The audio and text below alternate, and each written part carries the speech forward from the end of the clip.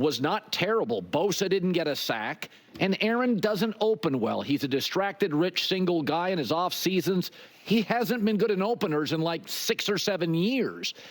Having digested some of the New York media, I'm sure you did over the last day, what is the sense in New York? Giants are toast, but what's the sense with the Jets this morning? Well, they're concerned because it didn't look good and they were supposed to be great defensively. It's one thing about Aaron Rodgers that, okay, he hasn't played in 20 months and he's 40 and he's coming off of an Achilles, and like, it's reasonable to have some rust on the offensive side of the ball. And yes, Kyle Shanahan makes a lot of people look real bad. But Robert Saleh was the defensive coordinator with Kyle Shanahan.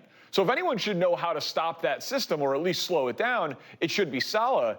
And the Jets defense was just getting gashed over the middle in the passing game. They were getting gashed on the outside with the running game. So there's definite concern. And I certainly wouldn't say that I can speak for all Jets fans just because I've been in New York for a little bit. But I would say this too.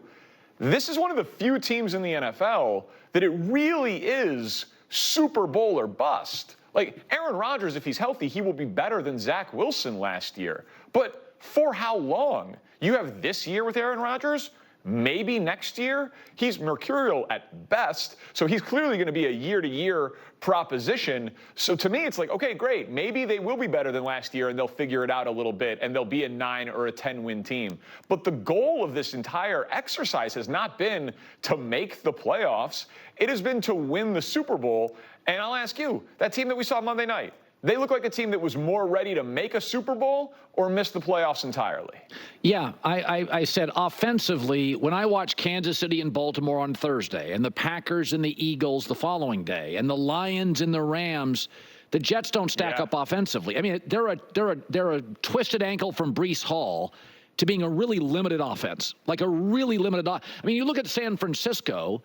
They don't play McCaffrey, and they have 7 offensive players, including left tackle Trent Williams. I'm like, oh, those are – Juwan Jennings is their number 3 receiver, and he was unguardable. So I think when I look at the Jets is the margins are very thin, is that if they're healthy, it could be good.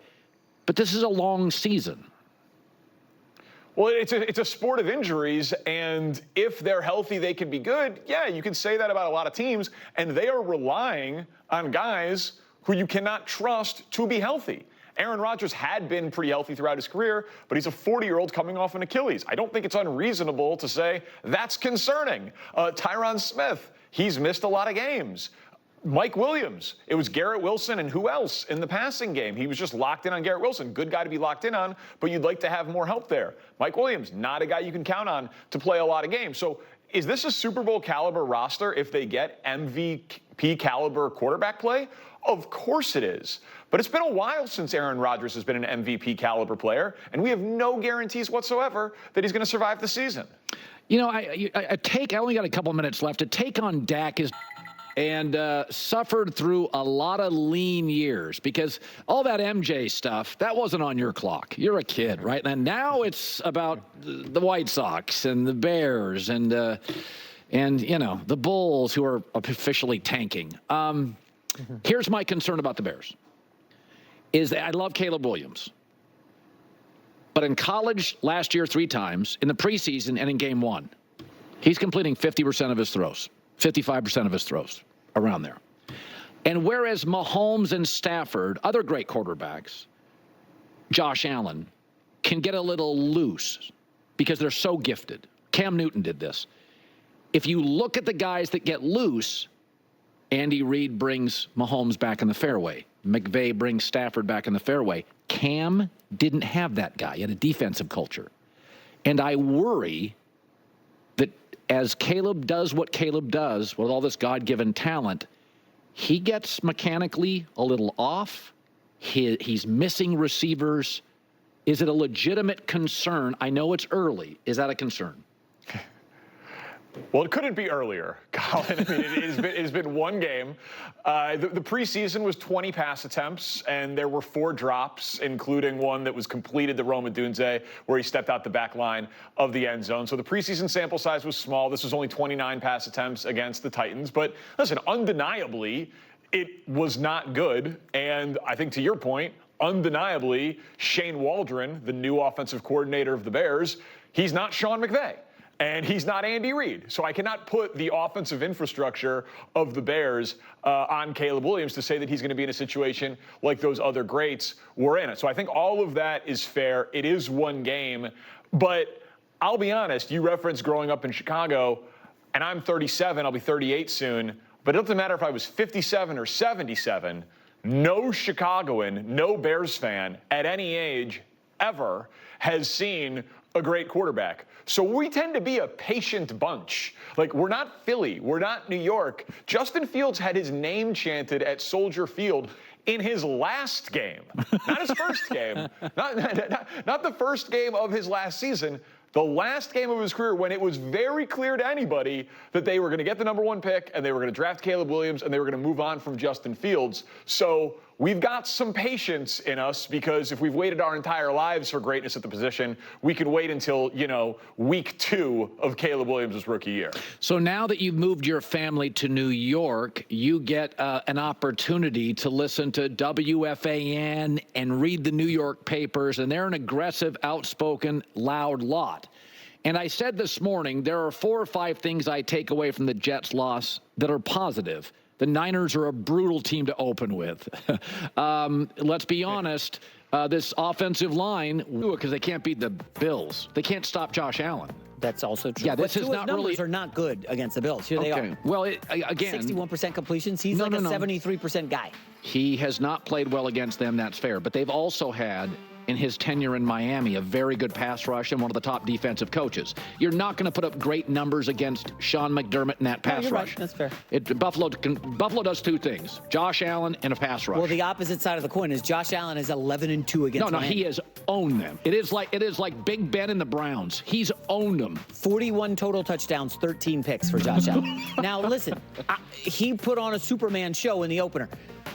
Can he do it again? We're seeing, a lot of professional money on the Dolphins here. No, I think home. You and I got last Thursday's game, right? We both like Kansas City.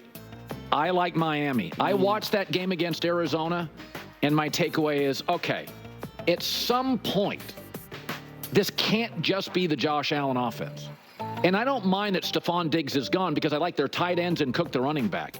And they went and got the Florida State receiver, so that's interesting to me. But that game felt like they were down like 17-3. Josh had to save them again at home against Arizona. The Dolphins were down 17-3 at home, or 17-0, 17-7, something like that. But Jacksonville, to me, has a lot of components to be a really good team. We think Arizona's a 4th-place team. Yeah. And Miami's got some injuries. I saw Mostert officially ruled out for Thursday. Devin Achane, he's not automatically going to play. And he's really nice out of the backfield. Yeah. Dude's fast. So, I don't know. I got to be careful with Thursday Night Football. Final story, let's go to college football. Texas had a win in the Big House over Michigan Saturday. I was way wrong on that. Boy, you nailed that game. Texas looked awesome. They are now #2 in the latest AP poll. The Longhorns battle mighty UTSA this weekend. And Sark doesn't want them to fall into the same trap as Notre Dame. Human nature is human nature. And so what did I do this morning? I walked them through the Notre Dame scenario of them going into College Station a week ago and winning that game and being anointed top 5 team and in the college football playoff, and a week later losing to Northern Illinois. And so I showed that clip of the field goal, and I showed the clip of Northern Illinois storming the field this morning as a good reminder that we are entitled to nothing. We're capable of anything. We've got a really good team, but we're entitled to nothing, and we're going to earn everything we get, and we're going to have to earn the victory here Saturday night. Boy, if you watch that Texas-Michigan game, the 2 teams in this sport right now that feel different just look different. Georgia and Texas, they look different. There's a lot of teams that are better than I thought, USC, and there are teams that aren't. Well, Ohio State hasn't played anyway. Oregon, by the way, has been bad, right? Like that. USC's better than I thought. Oregon's worse. Ohio State will be fine. But when you watch Texas, Steve Sarkisian came on this show about a week ago, and he said something before the game. He said, we have situations where our backups are as good as we can't tell the difference between our ones and our twos. And that was a little like Michigan last year, where they had guys in the defensive front rotating in. You're like, they're not going backwards at all. I think Texas and Georgia are stacked teams. I think Alabama's good. They're not stacked. I think Ohio State's pretty close to stacked. But Texas looks different. Their offensive line, it's bigger than pro lines. Yeah, no, the Georgia game, October 19th. Oof. I don't know where that is. I'm looking at the schedule. It's just, I guess it's in Texas. It says versus Georgia. And that's the week after the Oklahoma game. Oh, man, that schedule gets way tougher there in the middle. Those two back-to-back. Like, they should beat Oklahoma. They'll be favored. Georgia's tough. That'll be the game of the year, maybe in college football.